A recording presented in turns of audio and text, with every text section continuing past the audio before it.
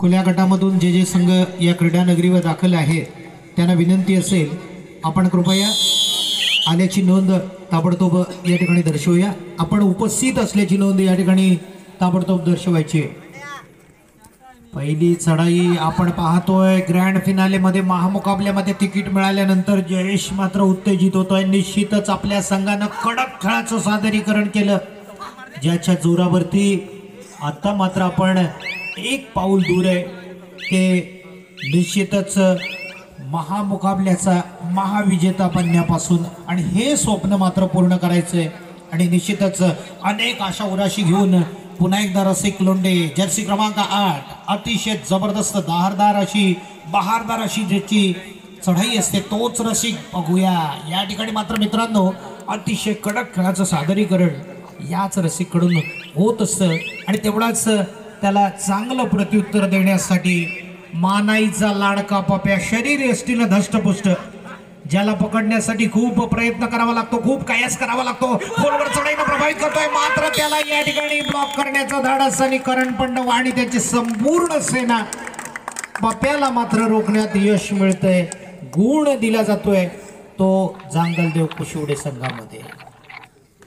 Super red साठी आदरणीय प्रकाश जाधव साहेबांनी या ठिकाणी 200 रुपयाचं बक्षीस जाहीर केलेलं आहे। निश्चितच कोणत्याही खेळाडूने हे बक्षीस जिंकावं इतकं बहारदारपणे या बक्षिसाची लयलूट करण्यासाठी स्वतः जाधव साहेबांनी खेळाडूला प्रेरित करण्यासाठी खेळाडूंचा आत्मविश्वास वाढवण्यासाठी अशा प्रकारच्या बक्षिसांचा वर्षाव करण्याचं सुरुवातीपासूनच मग तो कालचा दिवस असू द्या दिवस कोणताही असू द्या जो खेळाडू चांगली खेळी करणार तो मालामाल होणार।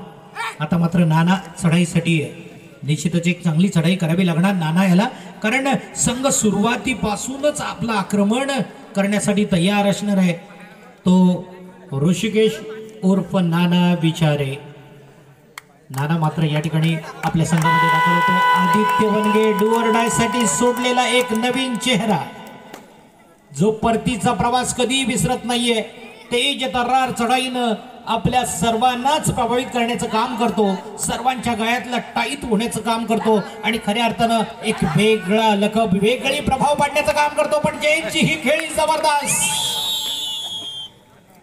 किती देखण्या टॅकल आपण पाहिला जयेश मात्र एक चांगली कामगिरी करतोय ज्याच्या जोरावरती मात्र परतीचा प्रवास या ठिकाणी करावा लागला आणि मैदानाच्या बाहेर जावं लागलं ते आदित्य वनगे याला। आता मात्र पप्या पुन्हा एकदा एक नवीन ऊर्जा घेऊन एक नवीन समन्वय घेऊन वा या वेळेला मात्र पप्याचा कारनामा आपल्याला दिसून येतोय 2 गुणांची जबरदस्त कमाई।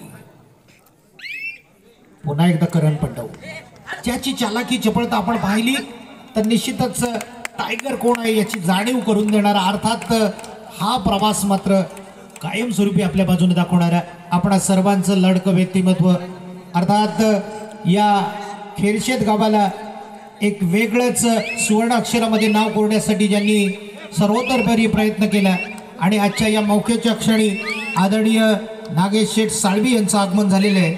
निश्चितच आपलं साहेब या ठिकाणी मनपूर्वक स्वागत असेल। शिवस्वराज्य संघटना ज्यांनी घडवली संस्थापकीय अध्यक्ष आदरणीय कमलेश उर्फ नागेजी साळवी यांचं या ठिकाणी दमदार असं आगमन झालेलं आहे आणि साहेबांचं मनपूर्वक या ठिकाणी स्वागत असेल। जयेश लाड चढाईसाठी उत्तम प्रकारची चढाई जयेश मात्र स्वतःचा समतोल गमावतोय आणि जयेश मैदानाच्या बाहेर जातोय। करण चढाईसाठी असणार आहे नाना सूरज ही जोडी मात्र कमाल करते। मध्यरक्षकासाठी राज आणि बंटी करणला मात्र या ठिकाणी फसवण्यासाठी चकवण्यासाठी तयार आहेत पण किती तेज तर्रार चढाई आपण पाहिलेली आहे चालाकी चतुरपणा करणकडून आणि निश्चितच एक उत्तम प्रकारचं करणची वेगळी शैली गुण घेण्याची वेगळी कला अवगत करतो तो करण पंडव। 3 गुणांनी बरोबरी साधली जाते आणि मानाईचा लाडका पप्या जराही मनावर चिंतेची लकीर नाहीये। या ठिकाणी निश्चितच 7 नंबर जर्सी परिधान केलेला हा चढाईपटू आपली दमदार चढाई करण्यासाठी तयार असणारा नुसतं जाडजूड होऊन उपयोगाचं नाहीये तर कबड्डीसाठी तेवढं चांगलं योगदान देणं गरजेचं आहे। पण या वेळेला पप्याला मात्र पकड होते। या आधी जे 2 गुण पप्प्यानं कमावले होते ते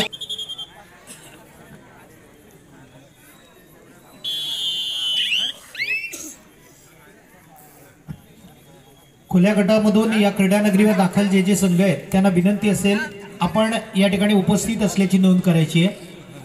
कारण किती डीप जातोय निश्चितच समुद्राच्या खोल तळापर्यंत जायचं आणि एक अव्वल दर्जाचं मोहरा आणायचं, इतकी अप्रतिम कामगिरी. आता मात्र नाना चढाईसाठी असणार आहे. नानाकडून अपेक्षा नाकारता येत नाही. नाना एक जबरदस्त चढाईपटू आहे आणि या वेळेला मात्र पांड्याचा आळसपूर्ण टॅकल, एक लेझी टॅकल ज्याला चांगली साथ मिळाली नाहीये. अन्यथा एक चांगला टॅकल पांड्याचा होऊ शकला असता. जर व्यवस्थित टर्न आला असता तर मात्र एक चांगली कामगिरी होऊ शकली असती. पण इतर सांघिक कामगिरी मात्र थोडीशी खराब. करण मात्र या ठिकाणी पुन्हा एकदा 1 गुण मिळवतोय.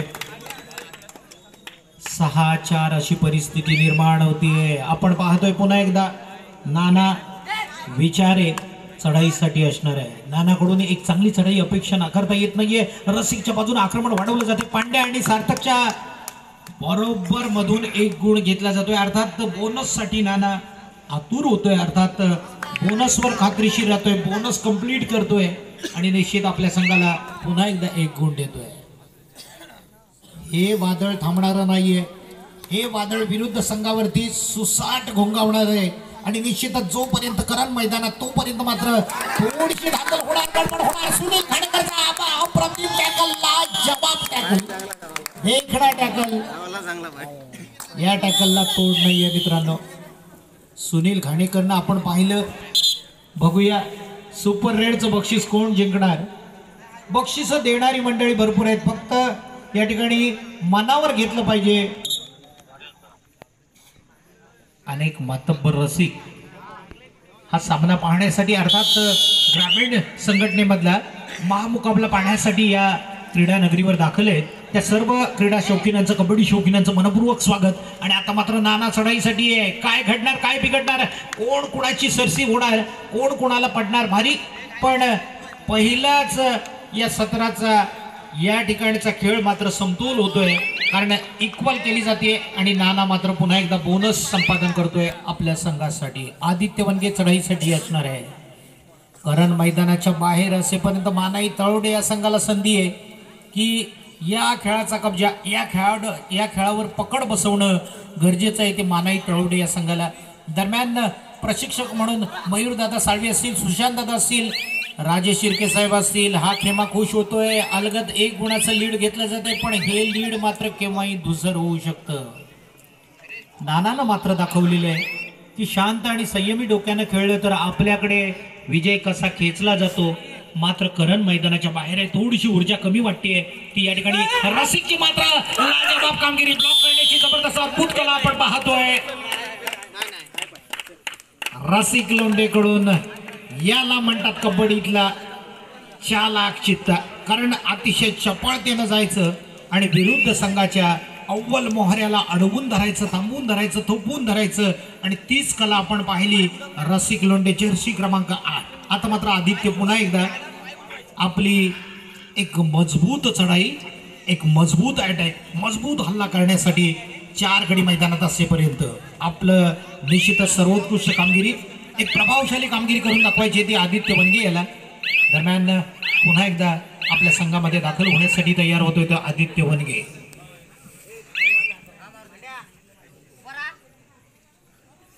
सुनील घाणेकर, ज्या सुनील घाणेकरनं निश्चितच केदारनाथ अंबतकोली या संघाकडून पूर्णपणे सामना आपल्या बाजूने खिचून काढला, तोच सुनील घाणेकर या ठिकाणी आपली चढाई करण्यासाठी सज्ज होतोय. आपण पाहतोय निर्मळच्या बाजूने आक्रमण केलं जातंय. संपूर्ण संघ हातात ठेवला जातोय. मध्यरक्षकाला सुद्धा चकवण्याचं काम केलं जातंय, फसवण्याचं काम केलं जातंय आणि लगभग पुन्हा एकदा आपल्या मैदानामध्ये दाखल होतोय करण पंडाव डू ऑर डाय साठी. मैदानात आला केव्हा आणि गडी टिपून गेला केव्हा हे गणित मात्र उलगडणं खूप कठीण.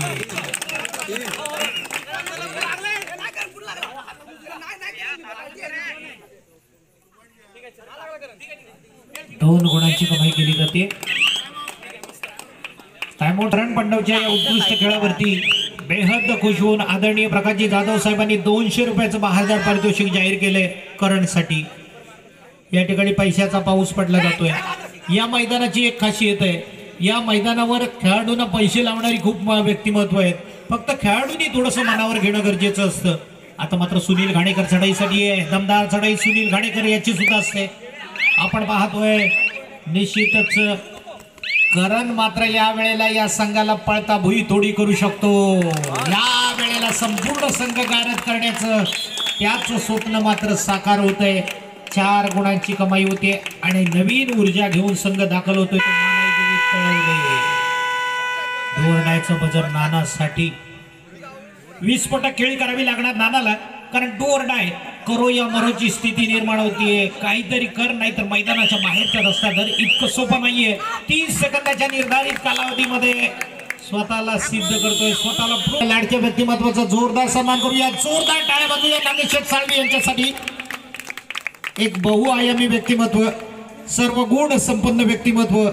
खरं म्हटलं तर नुसतं खेरशेत गावाचं नाव नाहीये, तर आज या मुलांना जी नवीन ऊर्जा मिळतीये त्याचं सार श्रेय आदरणीय नागेश शेट्टी साळवी यांना जातं आणि त्यांचा यथोचित मानसन्मान या ठिकाणी संपन्न केला जातोय। या ठिकाणी खेरशेत गावचे माजी सरपंच आदरणीय रवींद्र दादा मते या ठिकाणी उपस्थित आहेत। मी रवींद्र दादांना विनंती करतो की कृपया आपण सन्मानपूर्वक व्यासपीठावर येण्याची कृपा करा। एक चांगलं योगदान असतं रवींद्र दादांचं सुद्धा। आपण पाहिलं नांगरणी सारखी स्पर्धा एकट्यानं चिखलात उतरून रवींद्र दादा पूर्ण करतात, आपलं कौतुक असेल। या ठिकाणी आपण कृपया व्यासपीठाच्या दिशेने येण्याची कृपा करा। नाना चढाईसाठी आहे, बॅक होल्ड करायचा आहे, नाना मात्र करावं दाखवतो का पाहायचं आहे। अप्रतिम पद्धतीनं या ठिकाणी मात्र शेवटच्या क्षणापर्यंत नानाची ही झुंज आपण पाहिली। एखादा गुण आणणार हे मात्र निश्चित ठरलेलं असतं, असा हा भरोशाचा करण पंडव। बघूया या वेळेला मात्र चांगल्या पद्धतीनं पुन्हा एकदा जयेशला फसवतो का, या ठिकाणी बंटीला चूक करण्यास बाध्य करतो का, अथवा सूरज आणि पप्याला मात्र आपल्या जाळ्यात ओढण्याचं काम करतो का, बघूया। एक चांगली चढाई ज्याच्याकडे चपळता चांगली आहे मित्रांनो, ही चपळता उगाच येत नाहीये। पहाटे 4 वाजता उठायचं आणि रेल्वे स्टेशनच्या बाजूनं जोरदार धावायचं, त्यावेळेला आपण मात्र झोपेत असतो। उगाच कबड्डी मोठा होत नाही, खूप मेहनत घ्यावी लागते, खूप कसरत करावी लागते। आणि या ठिकाणी पप्या चढाईसाठी असणार आहे। आता मात्र पप्याची ही चढाई पाहण्याजोगी असणार आहे। बोनस घेण्याचं स्वप्न पप्याचं धुसर होतंय, बोनस कंप्लीट करायचं होतं, मात्र चांगलं क्षेत्ररक्षण। डोरडायचा बजर 30 सेकंदामध्ये स्वतःला सिद्ध करण्याचं काम करतो आणि या वेळेला करणला जबरदस्त पकड। आता मात्र होत्याचं नव्हतं होणार, कारण करण मैदानाच्या बाहेर गेल्यानंतर निश्चितच एक नवीन ऊर्जा आणून देतात। ते मयूरदादा साळवी असतील, सुशांतदादा असतील, राजेश शिर्के असतील। एका बाजूला आपण पाहतोय या ठिकाणी निश्चितच हिरो अण्णा पंडव असतील आणि त्यांचे सर्व सहकारी खुश आहेत, आपल्याकडे लीड आहे। पण नाना मात्र आतापर्यंत आपण पाहिले संयमानं धीरानं खेळी करतोय, पण नानाच्या प्रत्येक सालीमध्ये हमखास गुण मिळण्याची लगब आणि लगबग नाना नाराज होऊन असफल होऊन आपल्या मैदानाच्या दिशेने परत। रसिक लोंढे या रसिकनं मात्र प्रभावित केलेले आहे। आतापर्यंत आपण पाहिले रसिकवर सुद्धा बक्षिसांचा वर्षाव झालाय। मग कधी सुनील दादा मांडवकर असतील, प्रकाश दादा जाधव असतील, प्रकाशजी जाधव साहेब असतील आणि नागेश शेठ साळवी असतील, या ठिकाणी पैशाची कमतरता नाही आहे, फक्त आपला स्वाभाविक खेळ करून दाखवायचा आहे। या ठिकाणी खेरशेत गावचे माजी सरपंच आदरणीय रवींद्रजी मते साहेबांचं स्वागत असेल, विनंती असेल साहेबांना आपण विराजमान व्हायचंय। डोरडायचा बजर वाजला जातोय। निर्णायक सत्रामध्ये निर्णायक चढाई पप्याची, ही मात्र मानाईची अशी भिंत आहे मित्रांनो, जी कधीही डगमगत नाहीये। ज्याला पकडण्यासाठी सारे आतुर झाले तरी कठीण होऊन जातो, बोनस खात्रीशीर घेतोय। पप्याची धष्ट शरीर यष्टी सांगून जाते की विरुद्ध संघाला कसा धसका देऊन जाते। आता मात्र आदित्य वनगे चढाईसाठी असणार आहे। आदित्यला मात्र पकडण्यासाठी निश्चितच संपूर्ण चमू खुश असणार आहे। संपूर्ण या ठिकाणी उत्तेजित होऊन जयेश, त्याचा सहाय्यक खेळाडू बंटी, मध्यरक्षक यांना मात्र आपल्यातली स्वाभाविक कामगिरी करून दाखवण्याची गरज असणार आहे। मात्र या ठिकाणी मध्यरेषेच्या आसपास येतोय तो आदित्य वनगे, विवरचना आपण केली पाहिजे। दरम्यान पंच पॅनलचं कौतुक करतो आदरणीय बाईकर सर असतील, त्याचबरोबर आदरणीय प्रीतमजी सुतार सर असतील. नाना चढाईसाठी आहे, एक उत्तम प्रकारची चढाई करायची. नाना याला सार्थक आणि पांड्याच्या बाजूने जोरदार आक्रमण करतोय. मध्यरक्षक प्रणय भागडे आणि रसिकला सुद्धा मोहित करण्याचं काम करतोय, आमंत्रित करतोय पकडण्यासाठी. कोणत्याही खेळाडूला धाडस मात्र होत नाहीये. एक कोपरा निर्मळला सुद्धा चॅलेंज करतोय आणि शेवटी असफलपणे आपल्या मैदानाचा रस्ता परत जावा लागतोय. थर्ड रेडचा बजर, निर्णायक सत्रामधली डू ऑर डायचा इशारा असलेली ही चढाई आता मात्र आदित्यला काहीतरी करून दाखवावंच लागणार, अन्यथा या ठिकाणी सेटिंग झोन मध्ये जावं लागणार. कारण मैदानाच्या बाहेरचा रस्ता जर नापायचा नसेल, जर तोलायचा नसेल तर कमालीची कामगिरी आदित्यला करावीच लागणार. छल्लांग मारायची, उडी मारायची, पण आरपारच्या लढाईमध्ये मानाई तळवडे मात्र सफल होतोय. गुणफलकामध्ये पुन्हा एकदा बदल होतोय. 11 म्हणजे बळीचा बकरा, 14 म्हटलं तर विजयाचा सौदा. हा सौदा मात्र मानाई देवी तळवडे करायला तयार नाही. पप्या अतिशय खोलवर जातोय. आता मात्र पाहिले आपण ज्या टाळ्या वाजल्या एका कोपऱ्यामध्ये, पप्या मात्र खोलवर चढाई करत होता. सामना संपण्यासाठी शेवटचा 5 मिनिटाचा निर्णायक सत्रामधला कालावधी 15-11. मानाई तळवडेनं निश्चितच चांगली झुंज दिलेली आहे, चांगली टक्कर दिलेली आहे. कडवी झुंज ज्याला संबोधलं जातं तशा प्रकारची झुंज निश्चितच जांगलदेव कुशिवडे या संघासमोर दिलेली आहे. आता मात्र खरी गरज आहे ती मल्टी गुणांची. जयेश लाड आणि त्याच्या सहाय्यक खेळाडूंना सुपर डुपर रेडचं दर्शन घडवावं लागणार. आणि जयेश लाड सह्याद्रीच्या खोऱ्यामधलं असं वादळ, जे वादळ थांबवणं खूप कठीण असतं. या ठिकाणी निर्मळच्या बाजूला आक्रमण केलं जात आहे. आता मात्र आपण पाहतोय निश्चितच रसिक लोंढेला बाद दिलं जात आहे. जर्सी पुलिंगचा त्याच्यावरती निश्चितच या ठिकाणी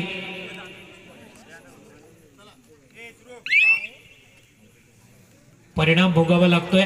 आणि आता मात्र करण पंडाव, ज्याला रोखणं मित्रांनो कठीण आहे, पण 2 टॅकल आतापर्यंत मानाई देवी तळवडे या संघाने करून दाखवलेले आहे. खोलवर जाणारा पंडाव पुन्हा एकदा निश्चितच संपूर्ण संघाला हलता ठेवण्याची जबाबदारी स्वीकारतोय. सुनील घाणेकर बाजूनं जोरदार आक्रमण करण्याची तयारी करण पंडाव याच्याकडून. आणि शेवटी 3 मिनिटं आणि 38 सेकंदाचा कालावधी या महामुकाबल्यामधला शिल्लक असताना जयेश लाड सर्वोत्कृष्ट कामगिरी करण्यासाठी जयेशला थांबवणं खूप कठीण असणार आहे. एका बाजूला निर्मळ आणि प्रणव भागडे, दुसऱ्या बाजूला पांड्या आणि सार्थक डिके. काय घडणार हे नाट्य आपण मात्र पाहतोय. सर्वच पाहणारे भाग्यवान, कारण या ठिकाणी एक गरमागरम सामना, वातावरण तयार करणारा सामना तयार होतोय. निश्चित थोडासा कालावधी जास्त आहे आणि या ठिकाणी करण पंडव डोअरडायच्या या संकटमय परिस्थितीमध्ये जयेश मात्र थोडासा उत्तेजित होतोय. ऍडव्हान्स पकडणं गरजेचं नव्हतं, एकेरी पकडणं सोपं नाहीये आणि 1 गुण मिळतोय तो जांगलदेव कुशिवडे या संघाला. महासंग्रामातली जवळजवळ 3 मिनिटं शिल्लक असताना आदरणीय नागेशेठ साळवे असतील, प्रकाशजी जाधव साहेब असतील, पुन्हा एकदा बोनस घेतोय तो पप्या. काय म्हणायचं या पप्याला, न जेवता सुद्धा एवढी जबरदस्त कामगिरी करून दाखवतो. 7 वाजता पोहोचलेला पप्या मात्र आपल्या संघामध्ये दमदार पद्धतीनं बोनस घेऊन दाखल होतोय. करण मात्र चोख प्रत्युत्तर देतोय विरुद्ध संघाला, मानाई देवी तळवडे संघाला. करणला पकडण्यासाठी कोणत्याही खेळाडूला धाडस होत नाही, क्षेत्ररक्षकाला धाडस होत नाही, इतका दमदार खेळ करणकडून. बाजू कोणतीही असू द्या, लेफ्ट कॉर्नर असू द्या, राईट कॉर्नर असू द्या, ज्या कॉर्नर मध्ये जोरदार आक्रमण करून बोनस मात्र संपादन करतोय तो करण पंडाव. रसिक मैदानाच्या बाहेर असताना 2 मिनिटं आणि 9 सेकंदाचा कालावधी. खोलवर जायचंय, निर्मळच्या बाजूला पुन्हा एकदा आक्रमण, बोनस घेतोय. आज पप्याची हवा आहे, आज पप्याचं वातावरण आहे आणि या ठिकाणी सामना संपण्यासाठी 2 मिनिटाचा निर्णायक सत्रामधला कालावधी. जर करणला पकड झाली तर मात्र मित्रांनो कठीण होऊ शकतं आणि पुन्हा एकदा पप्या मात्र असफल, करण सफल. खजिनदार आदरणीय सोमाजी वेंडल साहेबांचं दमदार असं आगमन झालेलं आहे. वेंडल साहेबांना विनंती करतो आपण सन्मानपूर्वक या ठिकाणी व्यासपीठावर येऊन विराजमान व्हायचे.